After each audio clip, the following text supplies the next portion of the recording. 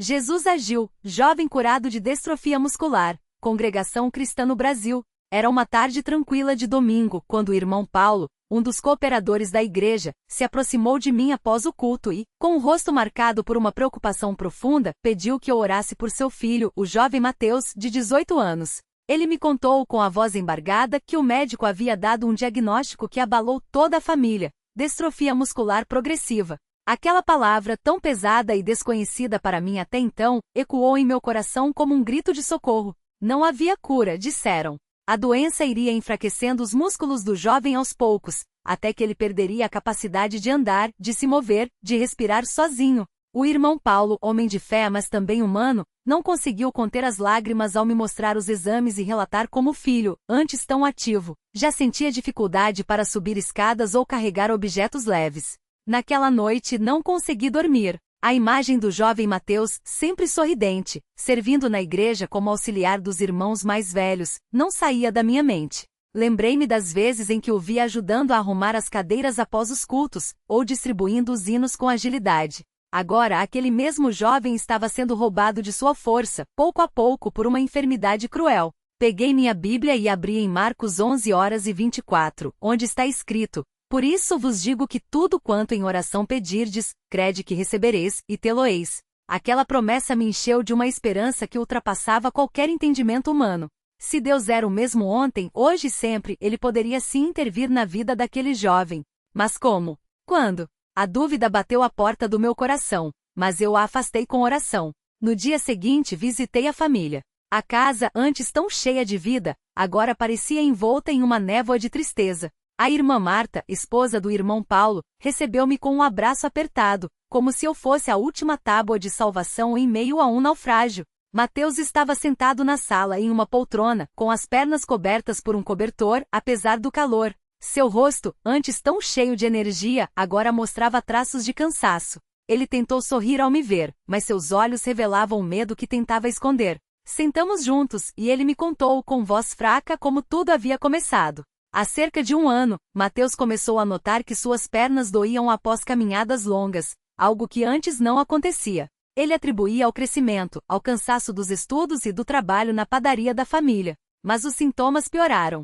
Subir um lance de escadas tornou-se uma batalha. Levantar-se do chão após ajoelhar para orar exigia um esforço sobre-humano. Ele passou a tropeçar com frequência e suas mãos, antes firmes, agora tremiam ao segurar objetos. Os médicos, após vários exames, confirmaram: distrofia muscular de Duchenne, uma forma agressiva da doença. O coração da família parece que parou naquele momento. O irmão Paulo, homem de poucas palavras, mas de muita fé, apenas balançou a cabeça e disse: Senhor, por quê? Mas não foi uma pergunta de revolta, e sim de um coração partido buscando entendimento. Naquela visita oramos juntos. O irmão Paulo, com lágrimas escorrendo, pediu a Deus que, se fosse da sua vontade, curasse o filho. A irmã Marta, com a voz quebrada, suplicou por misericórdia. Mateus, por sua vez, orou em silêncio, mas suas mãos trêmulas apertavam as minhas com uma força que não era física, mas espiritual. Saí de lá com o peso daquela dor no peito, mas também com uma certeza: Deus ouvirá aquelas orações. Não sabia como, nem quando, mas ele agiria. Os dias seguintes foram de intensa batalha espiritual. A igreja se uniu em oração. Todos os cultos, todas as reuniões de oração, todos os momentos de silêncios pessoais eram dedicados a clamar por Mateus. Os irmãos mais velhos, aqueles que já haviam visto a mão de Deus agindo em suas vidas, incentivavam a família a não desanimar. O irmão Antônio, um ancião de quase 90 anos, sempre dizia: Deus não desampara os seus. Ele pode demorar, mas nunca falha. Suas palavras, cheias de sabedoria e experiência, eram como bálsamo para aquelas almas feridas. Mas a doença, enquanto isso, parecia avançar. Mateus começou a usar uma bengala para se locomover. Suas pernas, outrora fortes, agora mal o sustentavam. Ele deixou de ir à escola, pois o cansaço era intenso. Os médicos recomendaram fisioterapia e medicamentos para retardar a progressão, mas alertaram: era apenas uma questão de tempo até que ele ficasse totalmente dependente de uma cadeira de rodas. A família, embora abalada, não deixou de confiar. Todas as noites, antes de dormir, eles se reuniam no quarto de Mateus e oravam. Às vezes as palavras não vinham, e eles apenas choravam diante de Deus, mas mesmo assim, havia uma paz que só pode vir daquele que prometeu nunca nos deixar. Certa madrugada, após uma noite de muita oração, tive um sonho. Sonhei que estava em um grande salão cheio de luz, e no centro havia uma mesa comprida, como as que usamos nas ceias. Sobre a mesa havia um livro aberto, e uma mão invisível escrevia nele. Eu me aproximei e vi que eram nomes. Entre eles, estava o nome de Mateus. Ao lado, a palavra curado foi escrita com letras douradas. Acordei com o coração acelerado, suando, mas com uma alegria indescritível. Não contei a ninguém na hora, pois temia que fosse apenas um desejo meu, mas guardei aquilo no coração, como Maria guardou as palavras do anjo. Passaram-se 3 meses. A situação de Mateus parecia estabilizada, mas não havia melhora. Os médicos disseram que era comum, que a doença às vezes tinha períodos de menor progressão, mas que não havia motivo para esperança. A família, no entanto, continuava firme. O jovem, embora fraco fisicamente, estava cada vez mais forte espiritualmente. Ele passava horas lendo a Bíblia, especialmente os Salmos e os Evangelhos. Certa vez ele me disse: irmão, eu não sei se serei curado aqui nesta vida, mas sei que se Deus quiser, Ele pode. E se não for da sua vontade, Ele me dará força para suportar. Aquelas palavras me marcaram profundamente. Aqui estava um jovem à beira de perder tudo que sua juventude representava, e ainda assim, sua fé era inabalável. Foi então que em uma quinta-feira à noite, durante a reunião de oração, algo extraordinário aconteceu. Estávamos todos ajoelhados, clamando a Deus por várias necessidades, quando o irmão Paulo se levantou e começou a orar por Mateus com uma intensidade que nunca havia visto. Sua voz, antes trêmula, agora estava firme, cheia de autoridade. Ele não pedia, ele declarava: Senhor, o Senhor disse que tudo é possível ao que crê. Eu creio que o Senhor pode curar meu filho. Não por merecimento nosso, mas pela tua misericórdia. Em nome de Jesus, eu determino que esta doença saia do corpo de Mateus. Sua oração foi tão poderosa que muitos irmãos começaram a chorar. Eu mesmo senti um arrepio percorrer meu corpo, como se uma corrente elétrica espiritual estivesse passando por aquele lugar.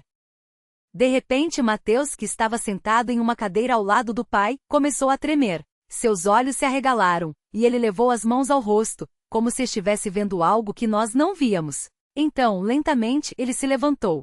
Sem a bengala. Sem apoio. Todos contiveram a respiração. Ele deu um passo. Depois outro. E outro. Seus passos eram firmes, como os de alguém que havia recuperado algo que lhe fora roubado. A igreja inteira explodiu em louvor. Alguns irmãos caíram de joelhos, outros levantaram as mãos, e muitos choravam sem conseguir conter a emoção. Mateus andou até o centro do salão, virou-se para nós e, com lágrimas nos olhos, disse: Glória a Deus! Eu sinto meus músculos fortes de novo.